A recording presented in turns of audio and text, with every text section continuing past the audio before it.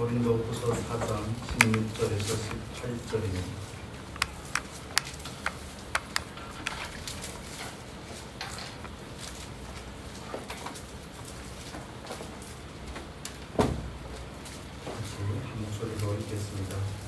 그러므로 우리가 낙심하지 아니하노니 겉사람은 부패하나 우리의 속은 날로 새롭도다. 우리의 잠시 받는 환난에 경한 것이 지극히 크고 영원한 영광에 중한 것을 우리에게 이르게 함이니 우리의 돌아보는 것은 보이는 것이 아니요 보이지 않는 것이니 보이는 것은 잠깐이요 보이지 않는 것은 영원함이니라. 아멘. 박수를 친다고 해서 몰래 올라왔습니다.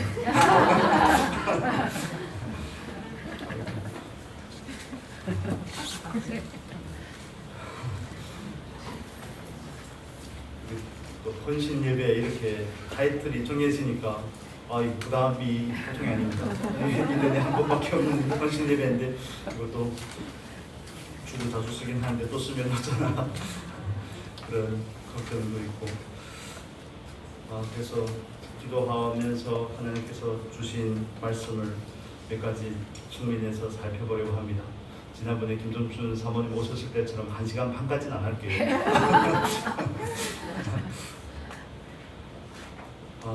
제가 20년 2월 달에 광양으로 오고 또 호신대 석사과정, 신약학 석사과정을 시작하고 하면서 그 교회에서 부목사로 이렇게 섬기게 되었거든요.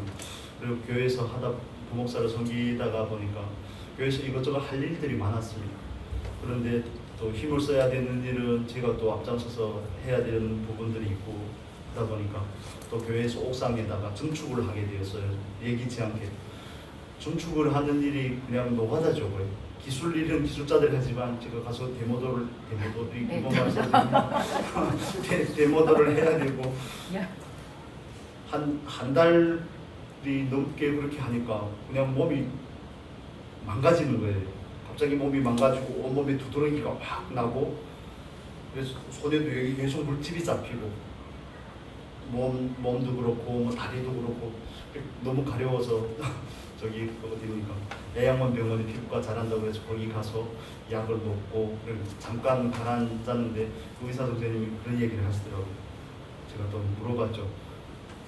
이거 뿌리를 뽑으려면 어떻게 해야 됩니까? 이 병이 완치가 되려면 어떻게 해야 됩니까? 이렇게 물어보니까 그 의사 선생님이 하는 얘기가 이 병은 원인을 알 수 없다는 겁니다. 면역 체계가 고장이 나면 이런 증상들이 나타나는데 그 정확한 근원이 뭔지는 알 수 없다는 거예요. 스트레스 때문일 수도 있고 여러 가지 다양한 경우의 수를 얘기를 하시더라고요. 그러면서 마지막에 저한테 결정타를 날리는데 평생 가지고 가야 되는 병입니다. 이 얘기를 하는 겁니다. 그래서 몸 상태가 좋아질 때 지금은 다 나았습니다. 지금은 많이 순천이 물이 좋은가 봐요. 여러분이 기도를 많이 해주셔서 여기 와서 다 나았는데 그래도 가끔 지치고 그러면 몸이 가렵습니다. 가려울 때가 이렇게 있습니다. 그래서 그 의사 선생님이 하는 얘기가 평생 가지고 가야 되는 겁니다. 그래서 그 얘기를 들으면서 사람이 보고 들은 것을 생각하게 되거든요. 그걸 듣고 다시 이렇게 방향으로 돌아가는데 그 얘기가 계속 머릿속에 맴도는 겁니다. 평생 가지고 가야 된다니. 그때는 증상이 좀 심했거든요. 손에서 이렇게 막 진물이 나오고 그러니까 불편하고 물이 닿으면 또 아물지가 않고 딱지가 생기지 않습니다. 일단. 그리고 너무 힘들고 마음이 부담이 되는 겁니다. 이거 평생 가지고 가야 된다는데 어떻게 해야 되나. 그러면서 그 얘기를 듣고 그걸 자꾸 생각을 하다 보니까 마음이 좀 초조해지더라고요. 아이고 아직 애들도 어린데 뭐 그런 생각 뜬금없이 그런 생각도 들고 저희 어머니께서 우리 큰아들 장가가는 거 보겠다고 그러는데 난 내가 먼저 못 보게 생겼다. 그런 뜬금없는 터무니없는 생각도 들고 하는데 그래서 그분이 의사 선생님이 하셨던 그 얘기를 오히려 또 다시 묵상하면서 하나님 앞에서 그 부분에 대해서 다시 생각을 해본 거죠. 평생 가지고 가야 될 수도 있다는 이 얘기가 뭘 의미할까? 그래서 그걸 생각하면서 제가 깨달은 바는 그런 겁니다. 하나님께서 이 세상에서 우리들의 삶의 환경을 몸이라든지 환경이라든지 물질적인 부분이라든지 정서적인 부분이라든지 부족함이 있게 하는 것은 결핍이 있게 하는 것은 우리로 하여금 제가 깨달은 겁니다. 저에게만 적용했을 때 이 세상이 우리의 궁극적인 종착지가 아니라는 사실을 깨닫게 하시려고 그러는구나. 예수님께서 오셨을 때 바리새인들이라는 무리가 있었죠. 그리고 사두개인들이 있었습니다. 그런데 사두개인들은 그 사회적인 고층들이죠. 유지들입니다. 오늘날 우리말로 하면. 그들은 많은 재물을 가지고 있었고 많은 신분이 높은 지위에 있다 보니까 그들은 부활이 없다고 그럽니다. 영적인 세계를 믿지 않습니다. 그래서 요즘에 부자들은 건배를 하면 그렇게 한다네요. 이대로 뭘 위하여 이런 게 필요 없다는 거예요. 이대로 그냥 이 상태가 쭉 유지됐으면 좋겠다 이러는 겁니다. 참 듣고 이건 뭐 이대로 사두개인들이 꼭 그런 겁니다. 이대로 여기가 좋사오니 이런 거죠. 그래서 제가 겪은 그 일을 통해서 의사가 했던 그 말을 통해서 다시 생각했던 부분은 영적인 것을 사모한다고 그러고 또 그 나라가 좋다고 그러는데 막상 그 나라에 근접해지면 가까워지면 왜 이게 좀 주저가 될까? 이 세상이 전부가 아니라는 사실을 지식적으로는 알고 있지만 또 깨달음으로도 알고 있고 그 나라에 대한 소망이 없는 것도 아닌데 때론 왜 이렇게 자꾸 뒤처진 것처럼 이 땅의 것을 조금이라도 더 얻고 더 누리고 이 땅에서 뭔가를 좀 더 이루어보고 하고자 하는 그런 생각들이 자꾸 들까? 그렇게 점검을 하면서 아직도 정리되지 않은 부분들이 정리된 듯하나 정리되지 않은 것들이 많구나 하는 그런 생각을 했습니다. 저와 여러분은 이 땅을 지나가는 나그네로서 이 땅에 온 줄로 믿습니다. 너무 주제가 무거울 수도 있지만 그러나 성경이 우리에게 증거하는 바입니다. 제가 지금 타고 다니는 차가 한국에 그 교회 광양의 교회에 왔을 때 그 집사님 남편이 차를 바꾸면서 33만 킬로가 된 것을 저한테 줬어요. 타라고 그냥 공짜로 주니까 저도 탔죠. 보험도 다른 분이 넣어주시고 그래서 차를 타게 되는데 중고차니까 오래 탔잖아요. 그러니까 가끔씩 계속 여기저기 고장이 나고 아픈 겁니다. 사람으로 말하면 아픈 겁니다. 여기저기 문제가 생기고 며칠 전에도 엔진 오일을 갈면서 갔는데 이제는 또 앞바퀴 그 사람으로 말하면 관절이죠. 거기가 문제가 생겨서 소리가 난다고 장거리는 뛰지 말라고 이런 얘기를 하시더라고요. 그래서 이 세상에 있는 모든 것들은 차도 그렇고 저와 여러분의 몸도 그렇고 점점 낡아지게 됩니다. 낡아지고 병들고 아프다는 것은 하나님을 떠나서 죽음과 사망이 우리에게 온 그 결과로 나타나는 한 증상입니다. 하나님께서 그런 증상을 우리에게 주시고 그런 환경을 통해서 우리로서 깨닫게 하고자 하시는 바는 우리가 이 땅에서 영원하게 정착해서 머무를 것이 아니라는 것을 우리에게 가르쳐 주려고 하는 것입니다. 오늘 본문의 말씀처럼 우리 16절의 말씀 읽을까요? 다시 읽겠습니다. 그러므로 우리가 낙심하지 아니하노니 겉사람은 흑해하나 우리의 속은 날로 새롭도다. 아멘. 이 세상에서 살아가면서 많은 낙심들이 생기는 겁니다. 낙심할 일들이 생기는데 그 중에 한 가지가 몸이 늙어간다는 것, 몸이 아프다는 거죠. 그런데 우리가 이 부분에 있어서 우리가 잘 아는 것처럼 사람은 몸만 있는 게 아니죠. 사람은 속사람이 있습니다. 그 속사람을 우리는 영이라고 말하죠. 우리의 몸은 날마다 늙어지고 노화되고 하여가지만 저와 여러분의 속사람은 날로 새로워져야 될 줄로 믿습니다. 육신이라는 것은 제한되어 있습니다. 영원하지가 않습니다. 한정적입니다.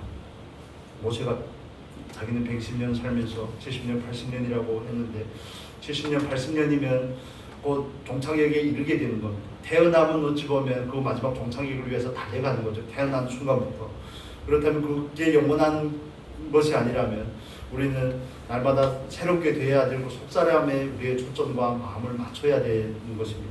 그래서 하나님께서 우리에게 헌신 예배를 준비하면서 되게 줬던 첫 번째 감동은 우리 사람의 정체성에 대해서 바른 인식을 가지고 우리의 속사람이 진정한 나라면 속사람에다 우리의 모든 초점을 우리의 모든 중심을 거기에다 맞춰야 되겠다는 그런 감동이 되었습니다. 사람은 영과 혼과 육으로 되어 있습니다. 그런데 영은 영원히 쇠하지 않습니다. 영은 날마다 새로워져야 됩니다. 몸은 나날이 늙어가고 아파가지만 그러나 속사람은 한계가 없고 속사람은 나날이 성장해가고 나날이 새롭게 되어야 될 줄로 믿습니다. 그래서 육신의 후패함을 보면서 낙심이 될 게 아니라 속사람의 강건해짐을 보면서 하나님 앞에 소망을 가지시면 좋겠습니다. 아무리 건강해도 이 몸을 가지고 하나님 앞에 가는 건 아닙니다. 아무리 이 세상에서 많은 걸 누렸다고 할지라도 정말 이 몸으로 주님을 배울 수는 없기 때문에 언젠간 이 장막집을 벗어나야 되는데, 그렇다면 궁극적인 그 자리가 하나님 앞이라면 하나님 앞에 섰을 때의 그 모습이 저와 여러분이 진짜 사모해야 될 그 모습이고, 그 자리가 우리가 소망을 두어야 될 그 자리인 줄로 믿습니다. 그래서 초점을 우리의 속사람에다 두시면 좋겠습니다. 날로 새로워 재야 될 그 속사람에 우리의 초점을 둬야 됩니다. 거울을 보고 병원에 드나들고 할 때면 좀 많이 불편하실 겁니다. 마음도 불편하고. 그렇지만 그게 아니라 오히려 하나님 안에서 우리 속사람이 나날이 세워짐을 보고 나날이 하나님을 닮아감을 보고 소망을 오히려 가지시기를 바랍니다. 이 세상의 모든 것은 잠깐입니다. 그렇지만 하나님 앞에서 그 나라는 영원한 줄로 믿습니다. 그렇다면 그것이 저와 여러분에게 소망이 되어야 됩니다. 그래서 날로 새로워지는 그 삶을 위해서 한 가지 말씀을 드리면, 나는 이제 연세가 들었구나, 나이가 들었구나 이렇게 생각하시면 안 됩니다. 그렇게 생각하실 것이 아니라 오히려 하나님 앞에서 영적인 목표를 가지시기를 바랍니다. 영적인 목표를 분명하게 하시기를 바랍니다. 그 나라가 믿어지지 않으면 그 문제를 먼저 정리를 하셔야 됩니다. 나는 영원한 나라에 대한 확신이 있는지, 나는 정말 내 속사람이, 내 영이 진정한 나라고 생각을 하는지, 자녀 문제, 환경의 문제, 건강의 문제 너무 많이 매여서 오히려 그 더 중요한 것을 잃어버리면 안 된다는 겁니다. 왜냐하면 그것을 잃어버릴 수도 있기 때문에 그렇습니다. 눈에 보이는 것이 항상 먼저가 되고 우선이 될 수도 있지만, 그러나 저 여러분이 추구하는 부분에 있어서 영적인 목표를 가지냐 가지지 않느냐 하는 것은 천지 차이의 문제입니다. 그렇다면 이렇게 질문을 드리고 싶습니다. 영적인 목표를 가지고 계십니까? 1년에 성경을 몇 번 읽겠습니다 이런 거 말고요. 여러분이 궁극적으로 사모하는 그 자리는 어디입니까? 그리스도인으로 부르심을 받아서 영적인 목표라고 할 때 그 영적인 목표는 어디입니까? 어디가 여러분이 원하는 목표입니까? 과연 목표를 가지고 계십니까? 성경에서는 우리에게 이렇게 말씀합니다. 예수 그리스도를 닮는 것이 저와 여러분의 궁극적인 추구요 목적이 자리라고 말씀을 합니다. 예수를 닮는 게 저와 여러분의 목적이 될 수 있으면 좋겠습니다. 외형적인 모습을 바라보는 것이 아니라 예수를 더 닮고자 애쓰기를 바랍니다. 그걸 목표로 삼으시기를 바랍니다. 내가 이제 뭘 할까 이렇게 생각을 하시는 게 아니라, 우리가 창세기 24장을 나눌 때 봤죠. 아브라함이 나이 많은 늙음에 뭘 합니까? 자기 아들을 위해서, 하나님의 약속이 이어지기를 위해서 준비하는 겁니다. 하나님이 쓰실 수 있는 사람은 하나님의 마음에 합한 사람입니다. 젊은 사람이 아닙니다. 나이 많은 사람이 아닙니다. 그 마음이 하나님을 향해 있는지, 그 마음이 정말 하나님을 향해 있고 하나님의 뜻에 그 관심과 초점이 맞춰져 있는지, 그런 사람을 하나님은 쓰십니다. 제가 중국에 2012년에 졸업하고 중국에 가니까 중국 교회가 막 부흥하고 있었습니다. 막 부흥하고 있으니까 우리 식으로 말해 호파에 바람이 들어갔다고 그러죠. 옆구리에 바람이 들어가서 하나님께서 중국 교회를 부흥케 하시고 중국 교회를 엄청 크게 쓰시고 예루살렘으로 돌아가는 그 사역에 중국 교회를 엄청 크게 쓸 거라고 그런 얘기를 막 하는 겁니다. 그래서 또 그런 걸 보고 제가 참을 수가 없어서 그렇게 맹신하면 안 된다. 하나님은 중국 교회를 쓰는 게 아니라 하나님의 마음에 합한 사람을 쓴다. 중국 교회가 아랍권과 사이가 조금 이러저러한 이유들을 드러내면서 중국 교회가 복음이 서진을 하는데, 저쪽으로 가는데 중국 교회가 결정적인 역할을 한다고 이렇게 막 잔뜩 바람이 들어있길래 저 그랬죠. 하나님 중국 교회를 쓰는 게 아니라 나이 많고 젊은 사람을 쓰는 게 아니라 유능한 사람을 쓰는 게 아니라 그 모든 조건이 궁극적인 자리는 그 사람이 예수를 얼마나 닮았는지, 얼마나 예수를 나타낼 수 있는지에 있다. 그래서 중국 교회를 쓰는 게 아니라 하나님의 마음에 합한 사람을 하나님은 쓰시는 줄로 믿습니다. 그래서 우리 마리아에게도 마리아 우리 어머님들께도 분명한 영적인 목표를 가지시기를 바랍니다. 목표를 확실하게 하셔야 됩니다. 목표가 확실하지 않으니까 자꾸 흐트러지게 됩니다. 누가 이 말 하면 그 말이 옳은 것 같고, 누가 또 이런 건의를 하면 거기에 또 귀가 솔깃하고 이렇게 되는 겁니다. 그래서 가장 확실하게 그 목표를 정하셔야 됩니다. 목표가 과연 있는지, 무엇이 목표인지. 그래서 그 목표를 성경을 따라서 두 가지로 목표를 가지시길 바랍니다. 예수를 닮는 게 목표입니다. 여러분에게도 그렇지만 저에게도 그렇습니다. 예수를 닮는 것보다 더 중요한 목표는 없습니다. 예수 그리스도의 장성한 분량까지 이르는 것이 저와 여러분이 궁극적으로 추구해야 될 자리고 저와 여러분이 목표인 줄로 믿습니다. 우리는 예수를 닮고 예수처럼 살아내는 게 저와 여러분이 내게 주신 하나님의 소명이고 우리들이 향한 부르심인 줄로 믿습니다. 예수를 닮는 겁니다.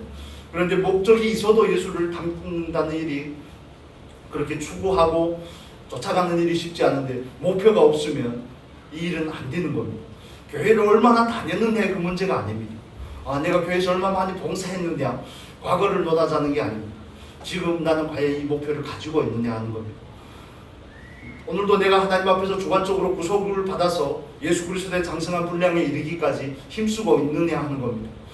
몸을 쓰기는 점점 힘들어지실 겁니다. 그렇겠죠. 그렇지만 정말 그 자리에서 지금 이 자리에서 할 수 있는 일, 목표를 바르게 정하고 그 목표를 향해서 정진하는 일은 얼마든지 하실 수 있기 때문에 그렇습니다. 목표를 잃어버리면 산으로 갑니다. 목표를 잃어버리면 방황하게 됩니다. 목표를 잃어버리게 되면 신앙의 여성이 힘듭니다. 자꾸만 낙심이 찾아옵니다. 회의가 듭니다. 과연 맞나? 내가 무엇을 원하는가? 하는 이런 질문들이 들고 기도가 온전하게 이루어지지 않을 때 내 기도가 응답이 되지 않고 주변의 환경들이 바뀌지 않고 주변의 사람들이 나로부터 선한 영향력을 입어서 예수께로 돌아오지 않을 때 우리는 회의가 생깁니다. 자꾸 근본적인 부분이 흔들리게 되는 것입니다. 그래서 첫 번째로 말씀을 드리면 영적인 목표를 꼭 설정하시기를 바랍니다. 예수를 닮는 것, 예수처럼 사는 겁니다. 간단하게 말하면 예수를 닮는 것이 여러분의 목표가 될 수 있기를 바랍니다. 예수를 닮고 예수처럼 사역하는 것이 저와 여러분들이 향한 하나님의 부르심입니다. 가르치고 전도하고 치유하고 이 사역을 하나님께서는 우리로 하여금 감당하게 하려고 하시는 겁니다. 가르치고 전도하고 치유하고의 궁극적인 결론은 말씀을 통해서입니다. 궁극적으로 그래서 저와 여러분은 예수를 닮는 사람이 되어야 되고 예수처럼 행하는 사람인데 다른 말로 하면 말씀의 사람이 되어야 되는 것입니다. 말씀의 사람이 되어야 됨을 성경은 곳곳에서 우리에게 강조해주고 있습니다. 우리 마리아니까요. 마리아에 대한 말씀 보겠습니다. 누가복음 10장 보겠습니다. 누가복음 10장 41절에서 42절만 보겠습니다.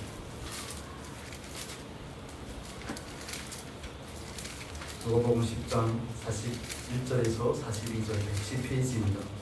같이 읽겠습니다. 주께서 대답하여 가라사대 마르다야 마르다야 내가 많은 일로 염려하고 근심하나 그러나 몇 가지만 하든지 혹 한 가지만이라도 족하니라.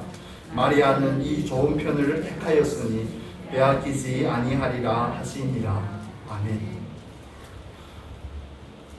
좋은 편을 택하시는 은혜가 있기를 바랍니다. 이것도 저것도 다 할 수 없습니다. 이것도 저것도 하려면 정력도 시간도 체력도 다 모든 것이 부족할 수가 있습니다. 그러나 할 수 있는 게 있죠. 좋은 것을 택하는 것은 얼마든지 할 수 있습니다.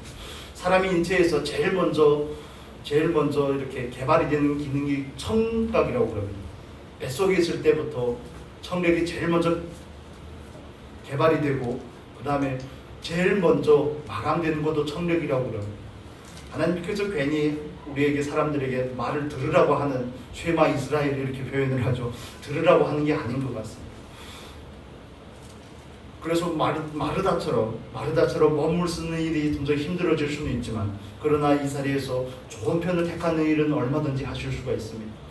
제가 얼마 전에 저희 어머니가 통화를 하는데 영상 통화를 하고 그 교회에서 그 교회 목사님들 제가 잘 아시는 분이라서 이런저런 이야기를 하는데 그 교회 분들은 성경을 얼마나 많이 읽는지 얼마나 많이 암송하시는지 다 나이가 많으신 분들인데 그래서 어느 할머니는 성경을 거의 뭐 처음부터 마지막까지 외우다시피 한다고 그런 얘기를 막 자랑을 하는 겁니다. 그쪽 교회를.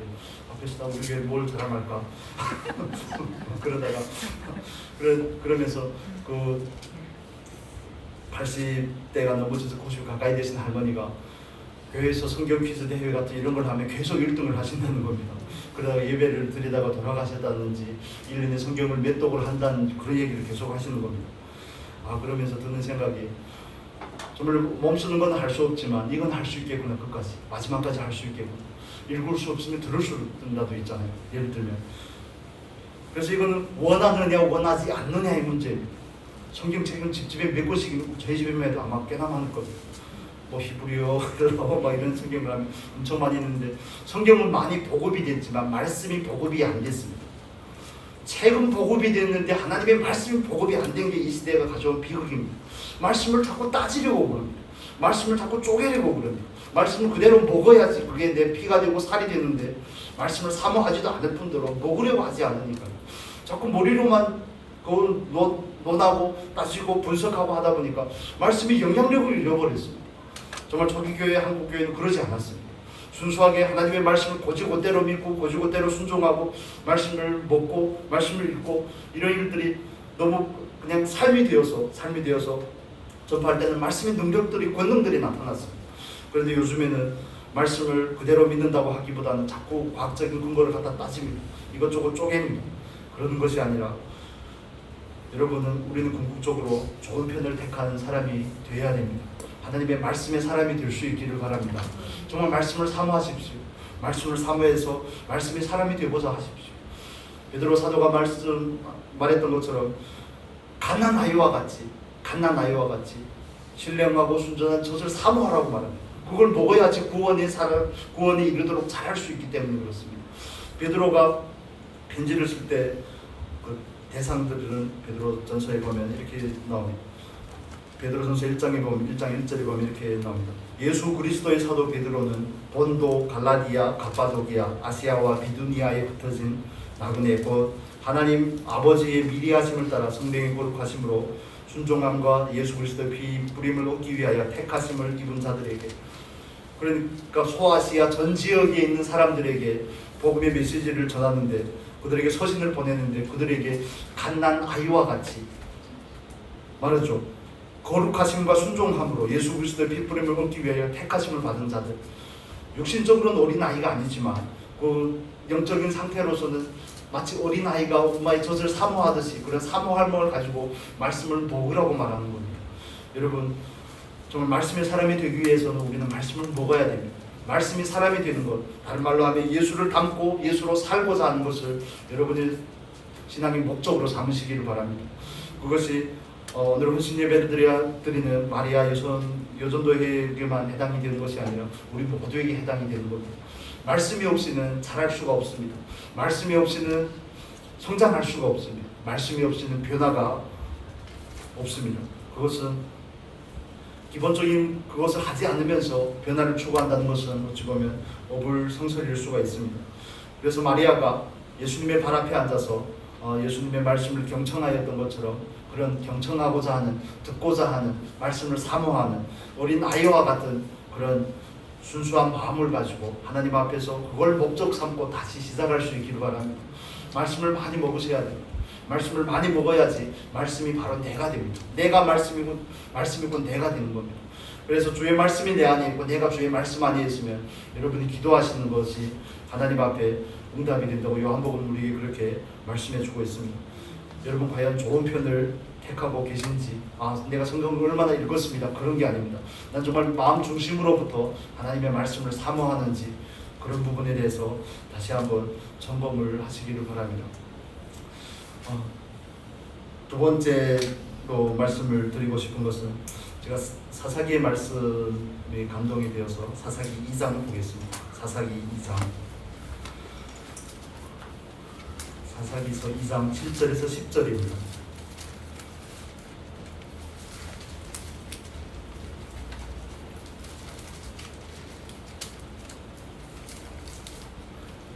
장 7절에서 10절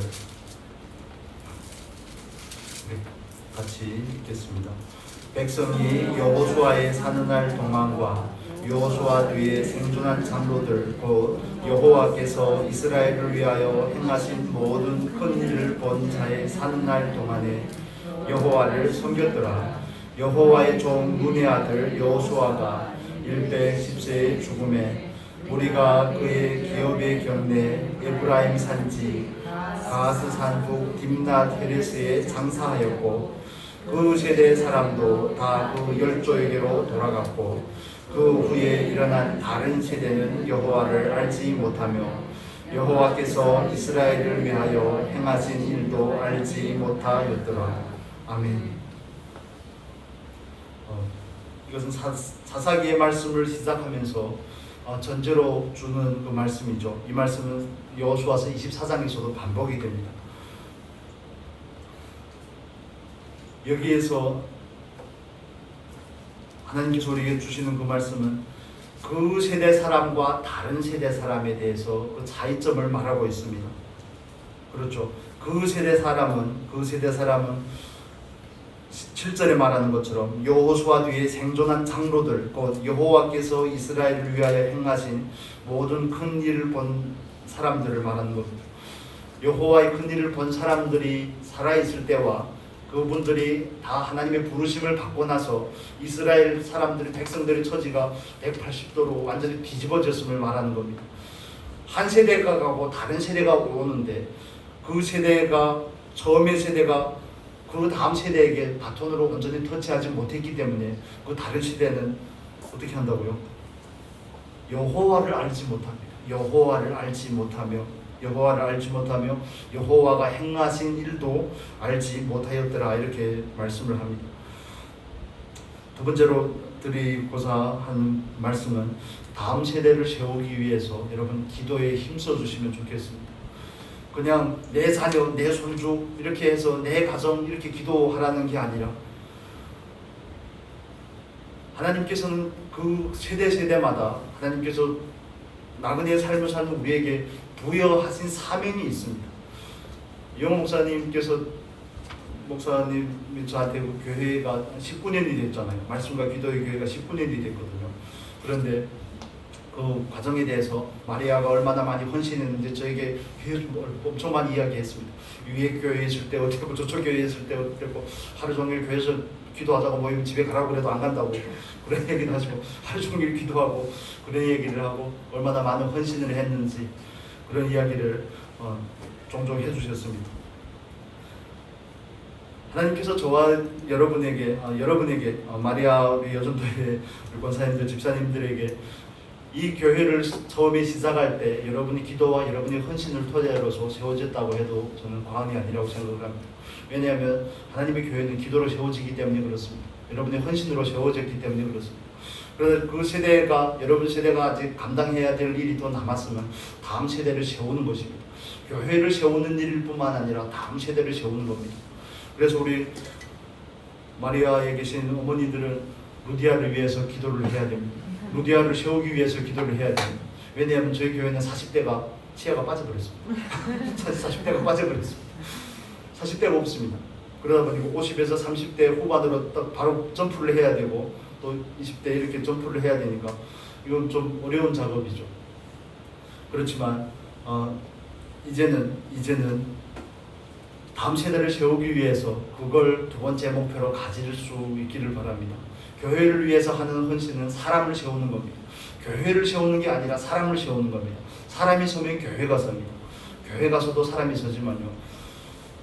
그래서 많은 교회들이 한국에서 좀 저희들이 살던 그쪽에 와서 복음을 전하고 한국 교회들이 하였던 좋은 일 가운데 한 가지는 교회를 세우는 일이었습니다. 없는 곳마다 가서 교회를 지어주고 이렇게 하는 일이지만 제가 보기에는 교회를 세우기보다는 사람을 좀 더 많이 세웠다면 어땠을까 하는 그런 아쉬움이 있습니다. 걔네도 교회를 세워놨는데 교회를 팔아먹고 도망가고 막 이런 일도 있단 말이에요. 사람이 세워져야 교회가 세워지는 겁니다. 교회는 건물이 아니잖아요. 교회는 사람입니다. 교회는 바로 저와 여러분입니다. 여러분이 하나님 앞에서 교회고 제가 교회고 이런 것이죠. 그래서 여러분께서 두 번째로 하셔야 될 부분은 다음 세대를 세우는 일에 정말 기도로 협력해 주시기를 바랍니다. 삶의 본을 보여주시고 부담을 갖지 마시고요. 삶의 본을 보여주시고 기도로 그들이 살아날 수 있도록 여러분이 어깨 위에 여러분이 기도 위에 세워질 수 있도록 그들을 위해서 여러분 기도하시는 것이 하나님께서 여러분에게 주신 사명이 아닐까. 마리아 그러니까 새벽 예배도 나오고 수요일 날에도 기도하러 나와서 너무 좋습니다.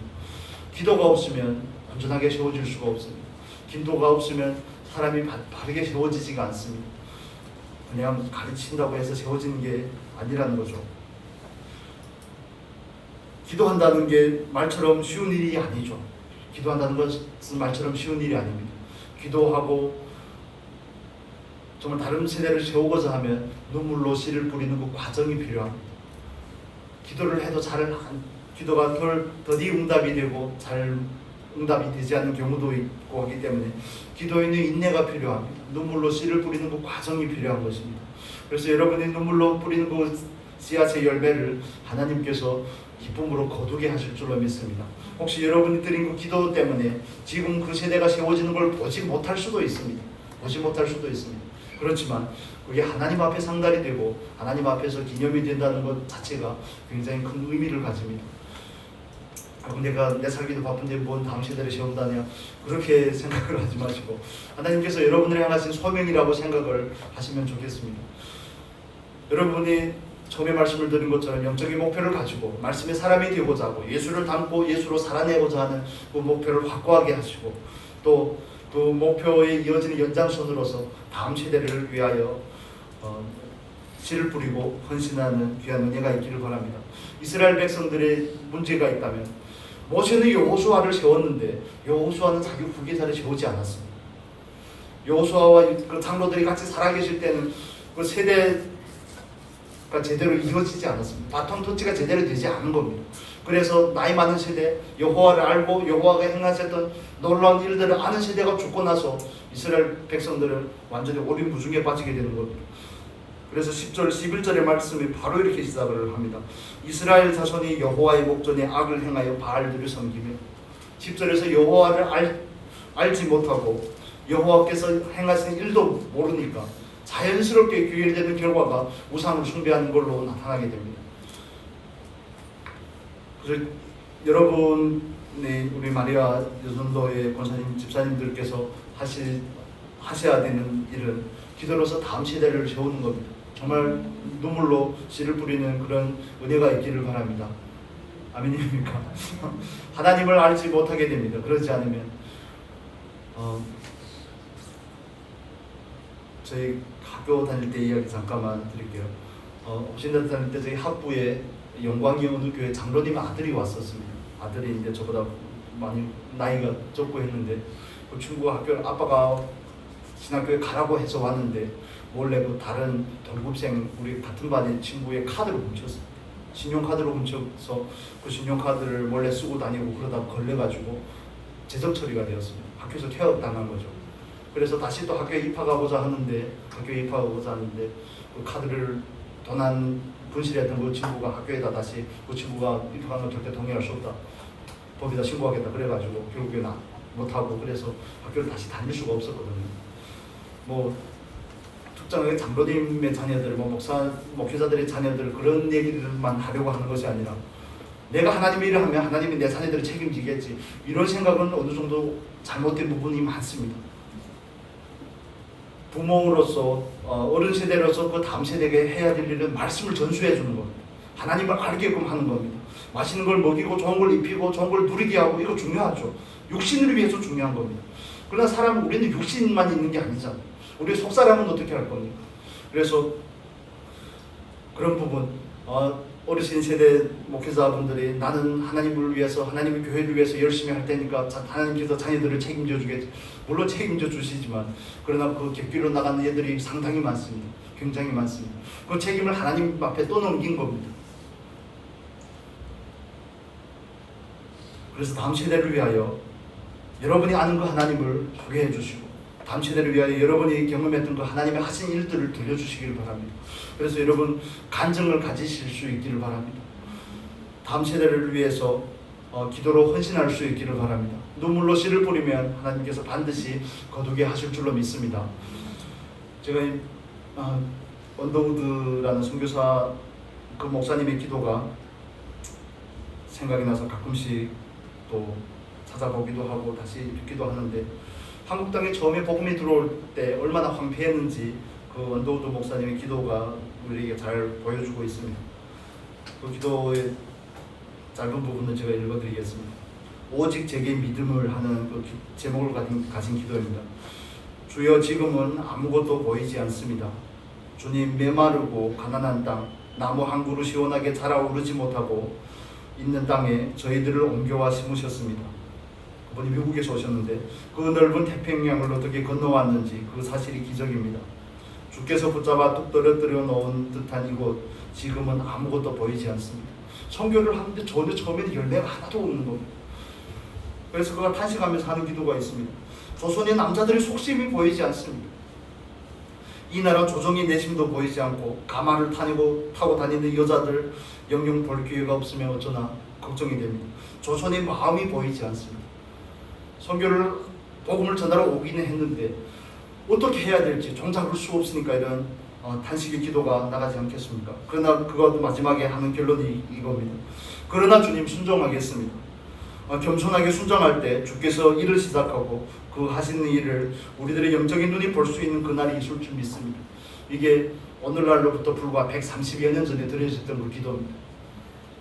많은 사람들이, 많은 선교사들이, 엘리트 선교사들이 와서 복음을 전하고 병원을 세우고 학교를 세우고 나병 환자들을 돌보고 하는 이런 일들을 통해서 한국교회가 신학교를 세우고 하는 이런 일들을 통해서 한국교회가 오늘까지 발전하고 성장하게 된 것입니다. 또 미얀마 선교에 대한 그 이야기를 우연찮게 미얀마 선교사분에 대한 이야기를 들었는데, 미얀마에 처음으로 선교하러 갔던 분이 아도니람 저드슨이라는 목사님이십니다. 그분은 수재 중에 수재입니다. 공부를 엄청 잘했다는 거죠. 대학이 4년 과정인데 3년 만에 졸업하신 분입니다. 그리고 24살에 어린 나이에 목사 안수를 받고 인도 선교사를 갔다가 오히려 그 우연한 기회에 미얀마라는 곳에, 오늘날 옛날에는 버마라 그랬죠. 버마.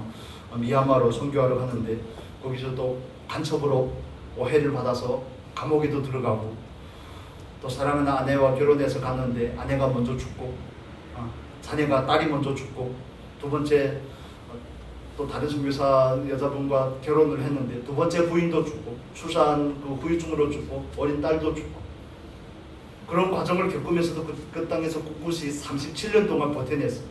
처음에는 아무 열매도 없었어요. 자기 자녀들이, 자기 정말 핏덩어리 같은 자녀들이 죽어나갈 때는 얼마나 포기하고 싶었는지, 얼마나 당장 때려치고 와이프가 둘씩 자기보다 먼저 가고 하는데 뭔 선교를 하고 싶겠습니까? 인간의 마음으로는. 그런데 그분이 거기에 있으면서 미얀마어로 성경을 전본을 다 번역을 했습니다. 수제니까 할 수 있는 일이겠죠. 미얀마 그 언어 체계가 제대로 되지 않은 그것을, 문법을 정리를 했습니다. 오늘날에도 그걸 본다. 그게 기준이 된다. 그게 지금으로부터 불과 200년 전의 일입니다. 그러던 그 땅에 수많은 선교사들이 들어오게 되고, 수많은 교회가 세워지게 되고, 수많은 신자들이 생겨나고 하는 일은 그 한두 사람이 흘렸던 그 순교의 피 때문에 그렇습니다. 그래서 포툴리안이라는 분이 이런 얘기를 하죠. 순교는 교회의 씨앗이다. 순교라는 그 씨앗으로 인해서 그 나라가 복음이 들어가게 되고, 복음이 확장하게 되고, 그 복음이 확장함으로 인해서 교회가 세워지는 그런 놀라운 결과들이 있더라는 겁니다. 그분들이 처음에 헌신을 하고자 했을 때는 아무것도 보이지 않죠. 그 어떤 결과가 있을지 상상할 수 없지만 하나님께서 가라고 해서 갔고, 또 하나님께서 씨를 뿌리라고 해서 뿌렸고, 그 결과는 보지 못하고 그분들이 돌아갔습니다. 그렇지만 그 열매는 하나님께서 거두시는 겁니다. 사도 바울의 표현이 얼마나 정확한지, 나는 뿌렸고 아볼로는 물을 주었고 자라게 하시는 분은 하나님이십니다. 여러분이 기도의 헌신을 통해서 여러분이 그 결과를 보지 못할 수도 있겠죠. 그렇지만 하나님께서 그 기도를 들으시고 그 기도대로 응답하여 주실 줄로 믿습니다. 제가 종종 말씀을 드리는 조지 뮬러 목사님, 1년 평생 동안 5만 번이나 되는 기도 응답을 받으시는 그 목사님, 자기의 친구 5명을 위해서 기도했습니다. 한 해가 가고 두 해가 가고, 한 사람 두 사람 전도가 되어서 예수를 믿는데, 세 사람까지 예수를 믿는데, 2명은 완고하게 끝내 안 믿는 겁니다. 우리 집대라면 내 눈이 흙이 들어갈 때까지 절대 안 믿는다. 그러는데 그분이 결국에 친구들을 위해서 계속 기도를 하는데 52년 동안 기도를 했습니다. 포기하지 아니하고 52년 동안 기도를 하는데, 그래도 그 두 친구가 끝까지 믿지 않는 겁니다. 그래서 마지막에 병상에 누워서 제일 마지막으로 설교를 한 번 할 테니 그 친구 2명을 초청해 오라. 그래서 초청을 한 자리에서 제일 마지막 설교를 통해서 한 친구가 예수를 믿게 됩니다. 그런데 한 사람은 아직도 안 믿는 겁니다. 그런데 그 조지 밀러 그 목사님 돌아가시고 그의 장례식에 참여했는데 다른 사람을 통해서 듣게 된 겁니다. 조지 밀러 당신의 친구가 당신을 위해서 52년 동안이나 기도했다. 그래서 그 이야기를 듣고 믿게 됩니다. 5분이 다 회개하고 예수를 믿게 되었다는 거 정말 놀라운 일이죠. 그가 죽을 때는 한 친구가 믿을지 안 믿을지는 몰랐을 겁니다. 그래서 그는 하나님께서 감동을 주시니까 끝까지 포기하지 아니하고 씨를 뿌리는 작업을 하는 것이죠. 끝까지 헌신하고 끝까지 정말 울면서 씨를 뿌리는데 하나님께서 거두십니다. 여러분의 헌신은 여러분이 하나님 앞에 드리는 그 땀과 눈물과 정성과 기도는 하나님께서 들으시고 하나님께서 응답하실 줄로 믿습니다. 그래서 우리는 이루는 자가 아닙니다. 참여하는 사람입니다. 그냥 하라고 하는 것을 하는 겁니다. 그래서 제가 처음에 올 때에도 야무지게 계획을 잡고 왔죠. 2년 동안 한국에 와서 5년 동안 있을 텐데 2년 동안은 석사 과정을 끝내고 3년 동안은 박사 과정을 끝내고 5년 딱 마무리하고 중국에 가야 되겠다. 그런데 여러분이 아시다시피 여기와 낯선 곳에 와 있습니다. 사람의 마음으로 자기 길을 계획할지라도 그 걸음을 하나님께서 인도하시는 겁니다. 그래서 그런 부분들에 있어서 하나님 앞에서 드리는 그 모든 헌신들을 하나님께서 기쁘게 받아주실 줄로 믿습니다. 지금은 뭐가 보이지 않을 수 있습니다. 아무것도 보이지 않고 기도하면 기도할수록 또 오히려 엇나간다든지 오히려 더 안 좋은 결과를 보게 된다든지 마치 한약을 먹으면 처음에 명령 반응이라고 그러죠. 오히려 더 아프잖아요. 그런 식으로 반응이 보일지 모르겠지만 우리는 하나님 앞에 기도하는 것, 그냥 하라고 하는 일을 하는 겁니다. 그런 믿음을 가지고 좀 하나님 앞에 참여할 수 있으면 좋겠습니다. 내가 다 결과를 보려고 하니까 힘든 겁니다. 기도를 하다가 끊게 되는 겁니다. 기도를 이어가지 못하는 겁니다. 52년 동안 기도를 이어왔던 그 조지 밀러 그 목사님과 같은 그런 경우에는 그가 자기가 결과를 보려고 하지 않았기 때문에 부담이 있는 건 사실이지만 그 부담을 가지고 하나님 앞에 나아가 하나님 앞에 맡기는 것이 자기의 일이라고 생각했기 때문에 그런 결과를 얻게 된 것입니다. 하나님께서 우리에게 주신 인생은 유한합니다. 유한합니다. 그러나 그 유한한 인생 가운데서 우리가 무엇을 하며 어떻게 하며 무엇을 위해서 할지는 저와 여러분이 선택을 하는 겁니다. 하나님의 부르심에 순종을 해서 참여를 할지 아니면 그냥 자기가 원하는 그 삶의 패턴과 형식들을 따라 살지는 우리가 결정을 하는 겁니다. 그렇지만 하나님의 그 부르심과 하나님께서 오늘 우리에게 주신 이 말씀이 받아지고 믿음으로 어느 정도 수용이 된다면 그 말씀에 순종할 수 있는 은혜가 있기를 바랍니다. 낙심이 되죠. 몸도 아프고 또 상황도 여의치 않고 그러면 기도도 응답이 안 되고 하면 낙심이 됩니다. 그거 당연한 겁니다. 그런데 낙심이 되는 건 감정입니다. 낙심은 혼의 반응입니다. 감정이죠. 영의 반응은 그렇지 않습니다. 정말 우리가 둘러싸여서 죽을 것 같아도 몸이 구속을 받는 거지 속사람은 전혀 구속을 받지 않습니다. 속사람은 오히려 좋아하죠.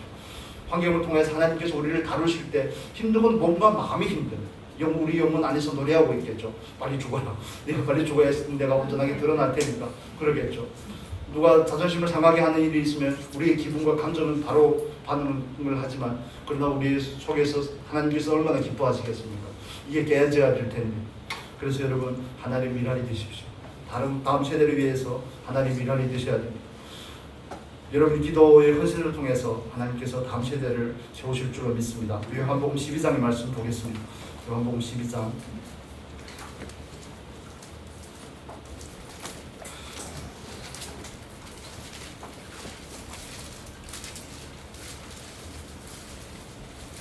요한복음 12장 24절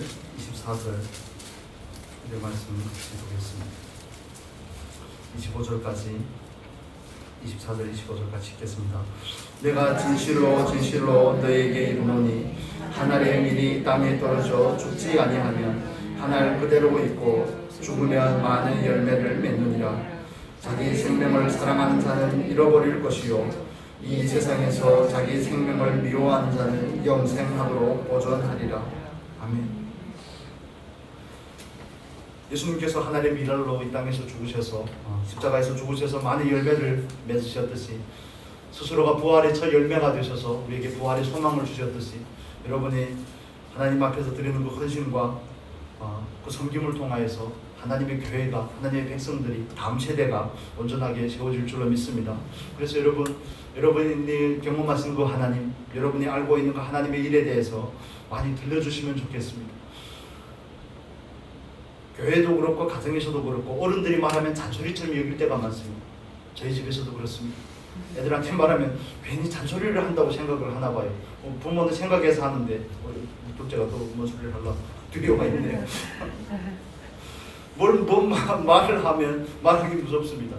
사춘기가 점점 되어가는지 점점 까칠해지는데, 그래서 어느 목사님이 했던 얘기가 생각이 납니다. 아빠 내가 사춘기야 막 그러면서, 그러니까 그 목사님 50대가 되셨거든요.